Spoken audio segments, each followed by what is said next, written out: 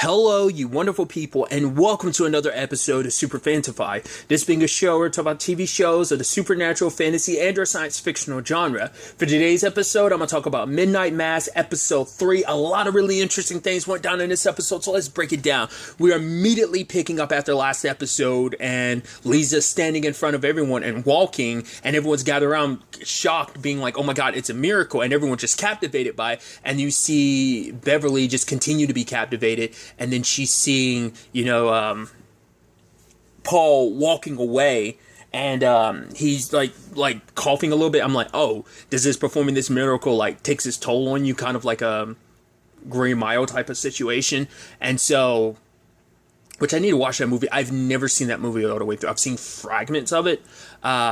But I thought it was like, right, you're curing people, but it is taking its own toll on you, which I will get into it a little bit later on about like why I think that is. But we'll probably get to it soon enough. But he stumbles away, and like I was like, I expect him, he's going to be coughing up a whole bunch of blood, and she followed him, and I was like, what was going to be the aftermath of that? But then she looks at something, and then she like is shocked, and we see Paul in the background, and it cut away. I was like, wait, the only thing she could have looked at was a picture of Father Pruitt that proved that he was, because I thrown that out the last episode. I was like, could it be that Paul is actually Monsignor Pruitt just young? But I was like, no. I was like, but I completely threw that out because like, there's no way, like, if that was the case, like, wouldn't everyone on the island know what he looks like? But I guess it's like, it depends on when he showed up there. Like, was he pretty old at that point in time? So he didn't, I mean, he is like 80 something. So like, obviously for some of the people it's like, oh, he's here when he's like some of the people grew up, but it could be a thing of like, right, like they don't remember, it's been so long so they didn't remember what he looked like. I mean, because it also depends on like what age they aged him down to, because like maybe they showed up, he was in his 40s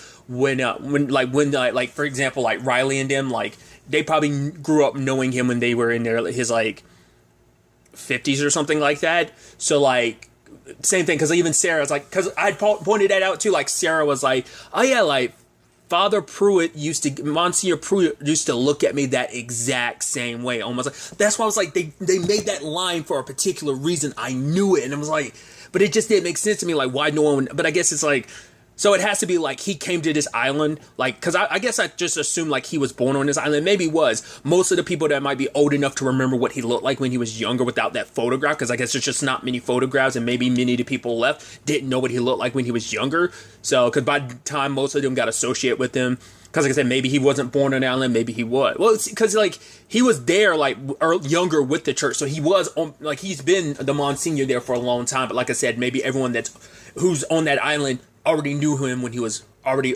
older and looked different, so no one knew him in his younger age, because like I said, we don't know like how aged down he went. Like, I don't know if this is like supposed to be him in his 30s or his 20s, like whatever the case may be, but I'm like, that kind of threw me for a loop. But it's like, right, you could like explain away a lot of that of like why no one would recognize him. But obviously, this whole Lisa situation, you have Sarah looking her up and down, and it's like, right, it's a full-blown miracle, and Sarah wants to, like, take her to places to get examined, because it's like, right, what happened to her? Like, maybe her body was healing on its own. Yes, like, her legs are still weak, obviously, from, like, not being in use. They atrophied a bit, but it's, like, understandably.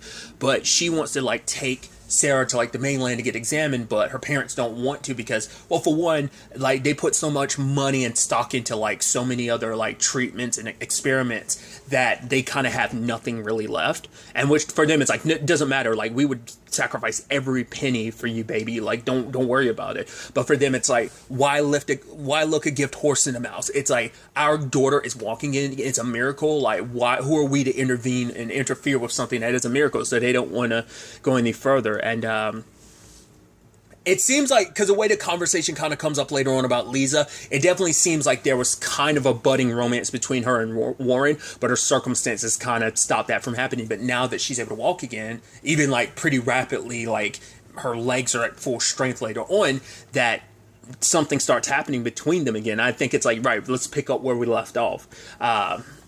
Because I think it's so interesting, because like the moment like she's like, because she's walking around with a cane to kind of help, ease her back into it. But as that happens, like she's walking to school and Warren's with her, and then Oker and Ollie, but then like other people in town are like waving to her and walking behind her, and it's just kind of like other people, and the other students are like, oh my god, like what happened? It's like, right, it's going to be the talk of the town. Like once again, there's like 127 people who live on this island. maybe 126 if you count your boy Bull getting got last episode. But the fact is, the adults are standing there and looking, and me immediately, I guess it's because it's the pessimist in my mind, knowing like potentially the route that this story can go and what will be the ultimate divide in this town. I was like, I can already see the gears running through people's minds, and it comes up later on in the episode. But the moment people start walking around, I'm like, oh my god, it's a miracle, it's so amazing. But I'm like, in the back of people's mind is going to come to think of, but why her? Why not me? Or if you're going to give her a miracle, give us a miracle. Like, because people showed up like, oh, my dad, he's been so sick. It's just like, she's like, yeah, but like, let's pray and everything. I was like, but yeah, that's what that's going to do to people. It's like, right, if that's the case, then why her? Why not me? Why not someone else? Like, because then you start playing that game in your head of like, well, aren't there people more deserving? Yeah, like she might have been paralyzed, but what about people who with cancer? Like, her situation wouldn't have killed her, but what if someone with cancer is, and I mean, that exact conversation happens later on with the sheriff. And, you know, and because like I said, even before we got to that point in the episode, the moment people started following her and saw what we saw earlier, where people like, oh, like the miracle and everything, I was like, this is interesting. This is fascinating.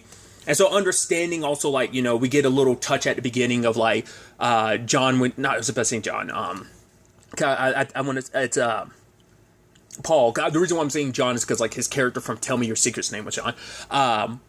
He wants to apologize. He's to the Lord. He's like, right, I've got to like apologize for I've sinned. Like, I committed a sin. I lied. He came to this place with a small little lie, telling everyone like, right, Father Pruitt's, Monsignor Pruitt's condition wasn't as bad. In fact, it was actually much worse, and he wanted to kind of ease them into it because he wanted to start with a lie, because it's like, I need to prepare them for what's to come, the miracles to come. And like I brought up before, like, you definitely saw like the early steps of a lot of these miracles. Like Ed, like at one point gets up and he's back to her, but he's like, oh, and he dances with Annie, who's once again still not wearing her glasses. Like, little things here and there, just like there's some shifts, there's some changes. Then there's like Sarah's situation with her mom, because at first her mom was like going up, she's like, how'd you even get up here, Mom? What's going on? And it's just like, oh, like, you know, because she was kind of confused. And then she talks to Sarah, and Sarah's like, okay, it probably sounds like German to you, but it's like, you know, it's like, where was I? It felt like I was in the dark, but now it feels like I woke up and I'm able to see you for the first time.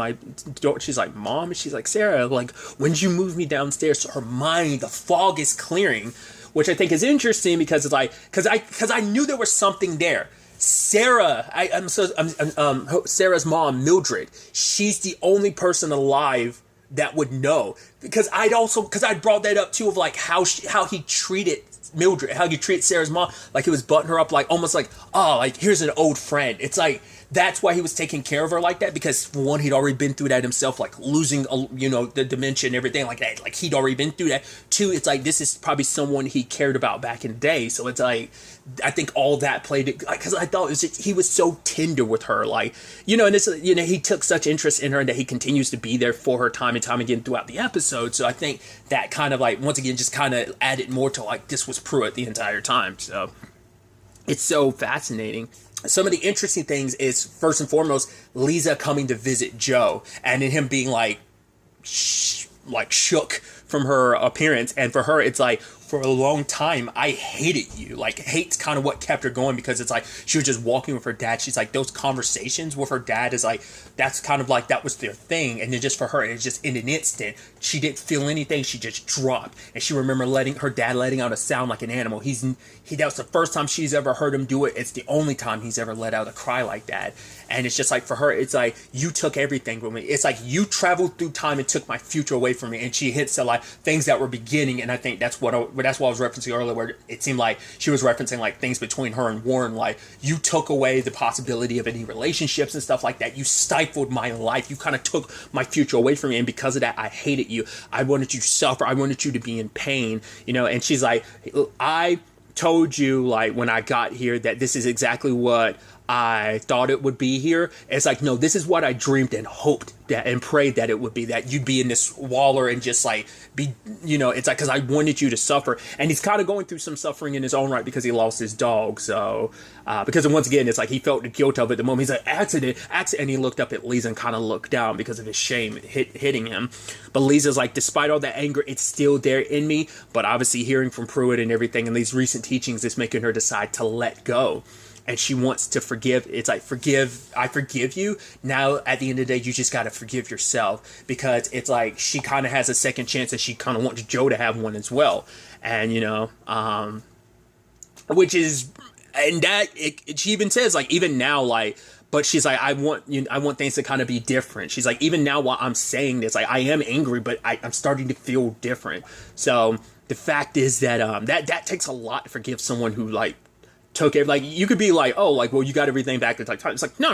I'd understand holding a grudge. You'd have every right. No one would, like, dismay you for holding a grudge against him. But, that was such a powerful element and what that means later. Because, like, first and foremost, more and more people show up at the church hearing about the miracle that happened. So I thought that was kind of fascinating. And even to the point, like, Paul is doing his thing, on stage and everything. Not say on stage, but in front of everyone. And he's kind of getting going, and then he starts coughing, and then he kind of passes out, and he turns super pale. And it's just like, oh, his high pressure's up, like, cut back on the salt and stuff like that, drink plenty of water. And then the moment he's talking to Sarah, it's like, Sarah, like, you not just me, but you look after everyone in this house, so people care about you. Even, we thank you. And Sarah's kind of like, you're welcome. She was almost kind of taken back by it. Because I think, he never, like, truly gave her, like, her thanks for all that she does for this island as Pruitt. So I think for him, it's about rebirthing this town, but also, like, having a second chance to do that. Give this island, give Crockett Island a second chance, just like he was given one. And since I'm on the subject of him, I think what happens is the miracle that is what made him young again. I think to some extent, I don't know whether it's a thing of, yes, he looks young on the inside, on the outside, but on the inside, his condition is still there. It's like a weird thing, like, Angel and the Vampire Diaries have touched on this a little bit, and it's going to be me making a weird reference, but I'll try to explain it best I can. In those vampire series, like, if a vampire becomes human again, they start basically getting affected by the afflictions. Like, I believe Angel's wife, the complicated situation they had, Darla, I believe her name is, it's been years, so do forgive me for it. She had cancer before she became a vampire, and coming back to being a human again, or it was cancer or tuberculosis, she had it again because basically being a vampire didn't cure it. It basically put it on stasis. It froze it. So that's what I'm wondering, like, with him in this particular case, was it a situation of, like, being reversed, like was everything in stasis, but it's slowly starting to catch up with him because he's healing people? Or is it always going and it's just taking a little while to finally catch up with him? Like, maybe the more people and more miracles he's, like, doing, the more of a toll is going to take on him. Like, yeah, you got this youth, but it's like, I'm jumping ahead a little bit. The blood that he got, like, maybe there's only a limited supply in his system, and every time he's creating a miracle, a little bit of that blood's dripping away, and it's leading him closer and closer to going back to the way he's, like I said, like, he may look young again, but he's still that 80-year-old man that has dementia. And that makes me wonder, is that why on sometimes he kind of seemed like he was confused where Beverly called him out, but like, oh, you're wearing the wrong thing. I thought it was like, oh, are you a fraud? It's like, no, it's because his mind, I think there are moments where his condition, like, the blood kind of heals enough of it to keep him in this young, stable, fast mind and pace, but I think that it wears down from time to time. Like, maybe the more miracles he's causing, the more he's kind of slipping a little bit. I don't know. We'll have to wait to ultimately see how that ultimately all ends up spanning out and what that looks like and turns out to be. But aside from that, and I talked a little bit about it, is the interesting conversation where the sheriff finds out his son has a Bible. And I'm like, now that's going to be interesting. And so they go to the school because it turns out, like, Beverly's the one that kind of pushed for it. And you could tell some of the people in the room are for it, other people aren't. Because we don't, like, he's definitely, like, him and Ali are the only Muslims, but I don't know whether other people there. I forgot to bring it up.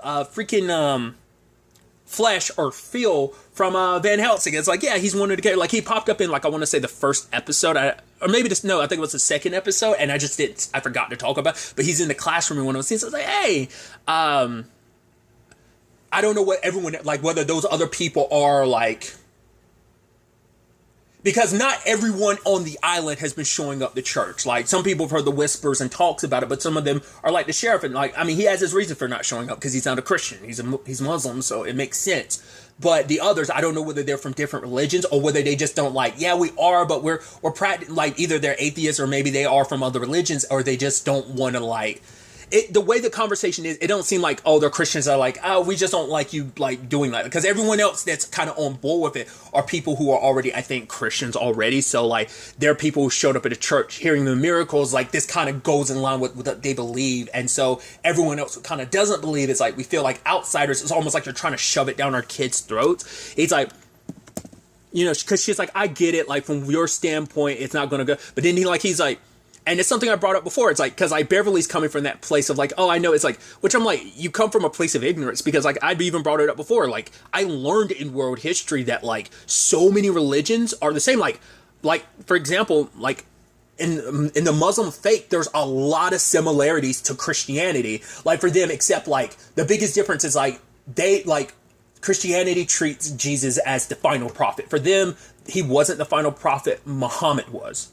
So like it's little things like that where it's like it's not necessarily like a contradiction. It's like there are like crossovers of like, yeah, like this is similar. We believe in the same thing. It's just this and that. It's a little bit different. And for him, it's like, if my son wants to learn, I'm not trying to banish like you're teaching him. It's like I want him to have the opportunity to learn and stuff like that. I just don't want to feel like he's being shoved down his throat, like he's kind of being told like you need to shift over, because it's also like, right, we're kind of a minority in this in more ways than one in this town. So it's like that. And even, you know, Aaron tries to stick up for him by being like, right, like, you know, this is for an educational purpose. Like, for educational purpose, sure.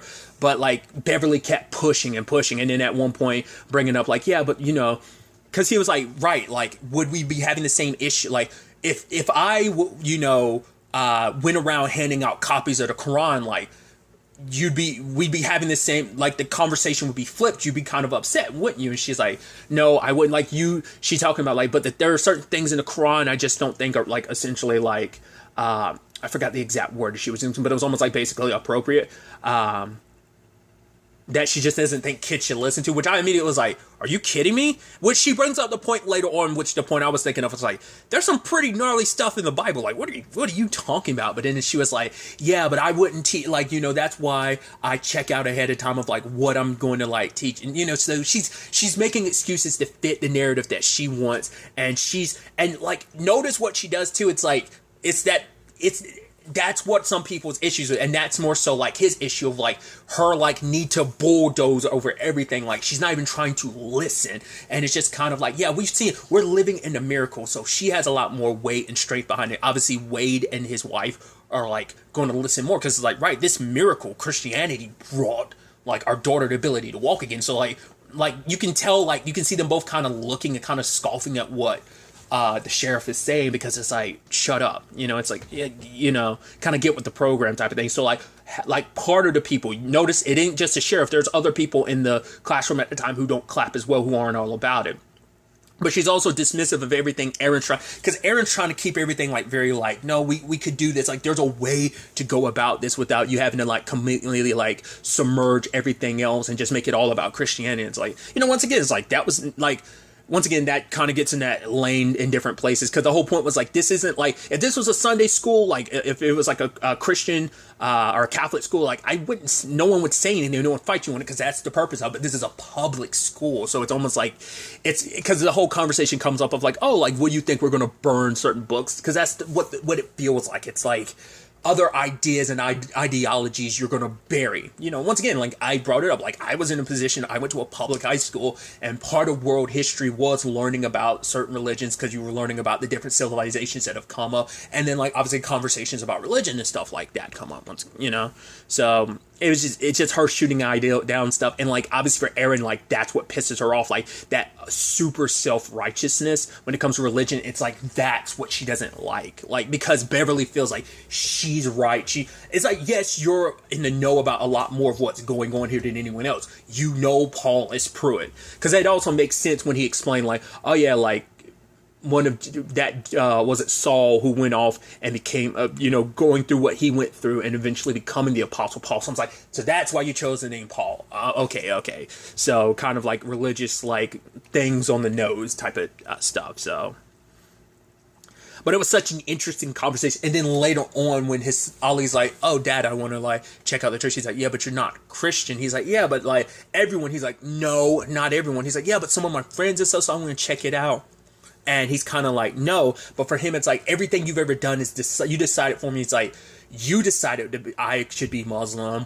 And he's like, well, yeah, but it's like, and then also you decided to move here. He's like, I know. It's like, you've always made the decisions. First and foremost, that's always an interesting conversation, I think, about like how like raising your kids religiously. Like, where do you stand on that? Like, a lot of times your kids will ultimately like, I mean, it's like, because a lot of people would like, because my thought had always been, and this is just someone who is very like, once again, I don't know where I stand religiously. I'd be like, oh, I just let my kid go out there and like learn. You join what like feels right to you. I'm not going to push my position on it. It will make things awkward because it's just like you might submit to one religion. I'm like, I don't 100% submit to it. Like, there's certain things from every religion that you're like, because a lot of the same principles and aspects of just, I mean, the biggest thing is like I think pretty much all religions like have the core aspect of like, don't be an asshole. Once again, you have extremists on any side of any spectrum who always like twist and contort that to be what they need it to be. But like at the core, every religion's just basically be a good, decent person, don't be an asshole. That's all that comes down to. So I could get behind that, but it's just like not every belief and everything like I can always get behind. Like it just isn't like aligned with my own beliefs in certain regards. I'm not going to get into it, so, but it is an interesting conversation. So I can get that from his son perspective of like, I never really got much of a choice in that. So it's like, as you get older, you should have the opportunity to, but a lot of people end up, I think it can work for and against of like, oh, you'll just fall into the religion that your family is, or you might push against it just to be rebellious, so there's avenues of that and in that conversation. And so it's like, right, what's happened, but like, his dad kept being like, no, like she was like, cause he's treating it kind of like Riley has, because Riley tries to justify it by being like, she's just misdiagnosed or something like that. And so is he's like, yeah, it's misdiagnosis. But for him, it comes down to that important thing of like, that isn't how God works about like, right, miracle stuff like that. Because if it did, what happened to your mom shouldn't have happened, because like I said, it leads into the conversation I had earlier, because that means God picks and chooses. He decided to give Lisa, help her, but what not about your mom who has pancreatic cancer. So like I said, it starts getting to a thing of like, so shouldn't someone who has pancreatic cancer get healed before, like it's a pick and choose thing. Like if you want to start going down the route that like God chooses like to heal people, then it's like, why does he choose? Like, because you would have to believe that God chooses not to heal other people. So that's so where it's like, I can understand where he's coming from in that regard too, of like, that makes sense. And just it's an interesting and complicated thing of like, right, like if you want to believe in all of these miracles, like, so that means you're okay with the fact is knowing that like, because it's like accepting miracles are a thing, accepting that as being like God did that would mean accepting the fact is he didn't help heal other people, that he picked and choose who he decided to heal. Like I brought up earlier, the conversation of like, he's already having those thoughts. If that's the case, who else on the island's already having those thoughts of like, I've thrown it out there, like we haven't seen anything yet, but that can definitely turn into an issue of like, and once again, you're already seeing like, because I've thrown it out there, like I believe that that's what the story was going to be, the division of the island, and for like the believers and the non-believers, where it was turned friend versus friend, family against family, and we're already seeing that division in that classroom alone. Like it hasn't gotten to the point where like you got glimpses of it in the trailer, but you can see the beginnings of it, the rumblings of it, And so I don't think Pruitt had this in mind when he came back. He just wanted to help the island, but the road to hell is paved with good intentions, right? So that's the interesting thing of like, you start down that route. And you never know like the ripple effect it can have of like what it would do to this island, where it would eventually make people have to draw lines in the sand and choose a side. So there's a lot of, and in that department, which I think is fascinating. And kind of along those lines, you had like I brought up earlier, the whole Riley conversation when he was talking to Paul about like, it's like, because for him, it's like, what does it, like, what he can't, like, latch onto. It's like, you went up to the steps. Like, you had to have known in some shape or form that she could walk.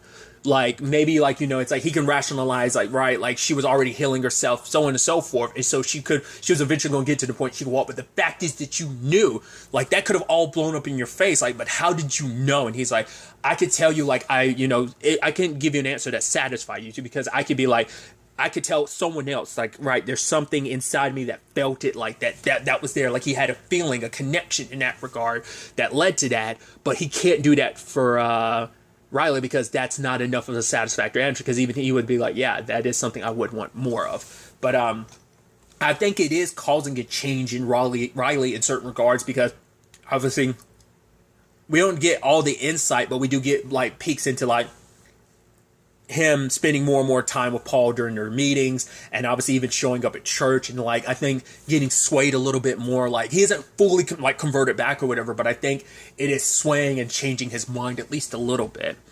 But what changes things even more so is, like, when Joe shows up, because after Lisa's words, it made him decide to come down here. He even says it later on, like, he never thought, he said, I thought I'd die before I ever stepped foot into, like, that rec center, because of all that it represents, like, the money that basically Beverly kind of stole from the community. Like, she's the one that pushed for the deal, and all that money kind of dried up pretty quickly, and a good chunk of it went into this rec center. So for him, it's like, it was never, like, a place, but, like, once again, what Paul had said about, like, Riley being the first step in it, and once again, I brought that up too, of, like, he's going to do everything that Riley had talked about was going to play out in a way of, like, Lisa getting healed led to Joe's situation, which led to this. So it's like, because I think his point is to bring Riley back onto, like, this side of things. Like, because I think for him, it's like, if he can give Riley his faith back, then that could have ripple effects in its own right. So I think that's what he's trying to do, at least with Riley, kind of put him back on a path of believing again.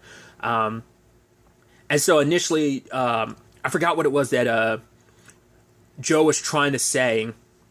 And Riley gave an answer of, like, yeah, I don't think I should comment on someone else's drinking. And then Paul was like, bullshit. You the man that came in here with your arms crossed and everything the first day, but all the times we spent together. Now tell him something that only you could tell. And he was like, tonight, you showing up here tonight is enough. Even if it is just for tonight, that's enough for now, and you can basically kind of build upon that. And, like, him and Riley had that conversation back and forth about,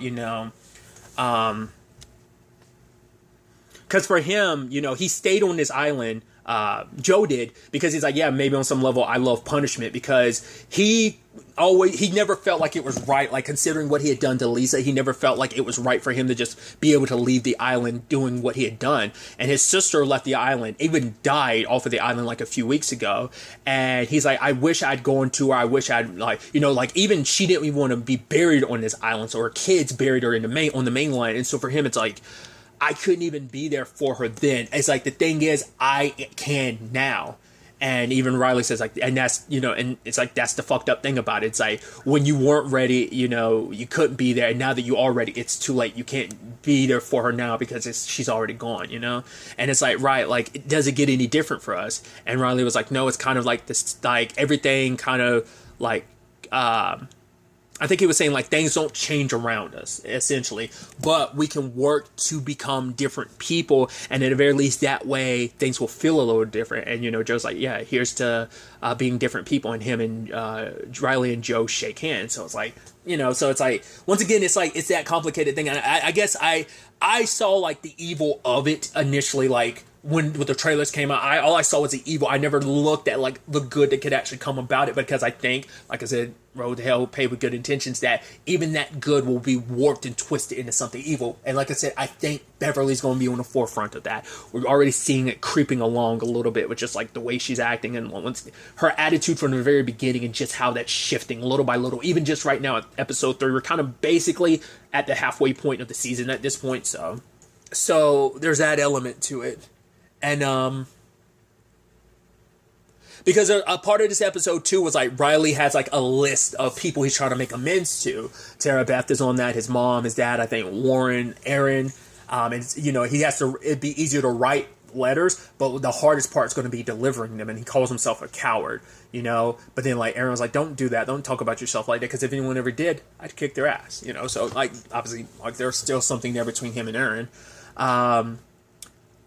I skipped over it a little bit, but the sheriff did see that creature for a blink of an eye. Like, it was right there. And I'm like, does it specifically, like, is it searching, like, did it kill Bull because Bull is technically, quote-unquote, evil because of what he does? So I was wondering, like, is it killing people that, I mean, it's probably just its need for survival. It needs to feed. So I'm wondering, does Pruitt know that it's kind of out? Like, I'm sure with the cats and everything, he knew what was going on. Like, he probably on purposely like left it like, because I guess it went to the island initially, like, because he had the suitcase with him, so either like he rode out there and let it out on the island and then came back, or he let it out and because I mean the thing can fly, so it's not like it can't go there. But it also makes you wonder, like, when Riley thought he saw Pruitt in the storm, I guess that maybe that was supposed to be, well, because the thing was already out by that point in time, because maybe he was like, maybe he had like, he was searching for it at the time. He felt like that would be the perfect time because no one see him.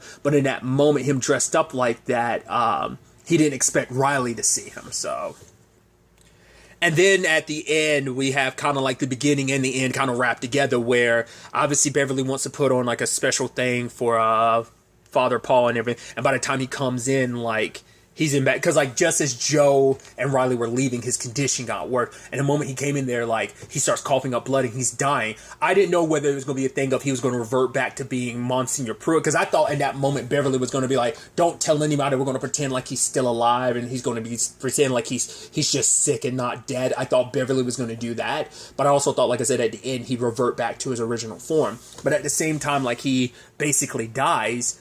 Because I was like, oh, I didn't expect that. I thought he'd be alive the entire, so he's dead. So like, he's set this all in motion and he's not here to deal with the aftermath, which obviously he wakes up later on, but we learned the full story about, like, obviously him wandering off his, you know, when he was on his trip, got lost in that sandstorm, and then like went into the cave and found a creature there. He immediately thought of it as an angel, which I'm like, man, I think it's so crazy, these like depictions of angels we're kind of getting. Like, maybe like there's like, because I think it's just because I have my own thought about like what angels would look like. You know, I kind of think like Lucifer and like the TV show, like how him and Menadel look like. They look like normal humans with just like angelic wings. That's kind of what I thought. But then you have different things like supernatural, where it's like what they really look like is their form is too much for the human eye to preconceive, and so it will like kill you. But this reminds me of Evil, where they introduced Archangel Michael, and I said at the time, if you haven't heard my review, I compared Archangel Michael in that to looking like a Shinigami from Death Note. If you ever seen Death Note, it's like, oh yeah, kind of reminded me of like a cross between like Ryuk and Rem, if I remember, if that's her name. Misa, the Shinigami that kicks around like Misa. But regardless. But seeing that in that form, I was like, I definitely lean more towards like, especially with like the going from the blood and everything. I was like, that's more of a vampire. But I guess like he interpreted it as a angel because his prayer and everything, like for whatever reason, like this creature, like maybe it actually will end up being an angel. But I'm assuming like the whole sucking of blood and everything, draining of blood. I'm like, it seems more like a vampire. But like he interpreted it in his state of mind and just religious like beliefs, like he interpreted it more as an angel, and it bled in his mouth, and so like. He's almost like a Renfield type of character to a certain extent. But he brought the creature back just in case someone could find it or if it just flew away. So he brought it back, and like he tried to hide it here because he wanted to bring back good to the island. He wanted to heal this island, so he wanted to do good. So he needed it here. So that's why I'm like, you have to know that it, at the very least, I guess killing cats is one thing. Like you needed, like it needs to sustain itself. But as long as it's, I mean, of course, he probably doesn't know about it doing what it did to Bull, but like once again, like why it's sneaking around is what I'm curious about. Because is it going specifically to people that Pruitt, like, because like Sarah makes sense because like Pruitt has a connection to her, so it would make sense like it would do that. But like why, like like maybe because of like maybe it is an angel and like the conversations between the sheriff and his son, like maybe that drew it, like why it's drawn to specific places and then like it disappears because it was outside of Aaron's plate. Oh no, because that might, Well, because it looked like it was Pruitt, but it might have been that creature. Like, maybe, like, to hide its wings and stuff like that, it looks like him. So maybe when Riley was calling out, that's what I thought it was, that thing mimicking him. Or maybe it actually was Pruitt. I don't know.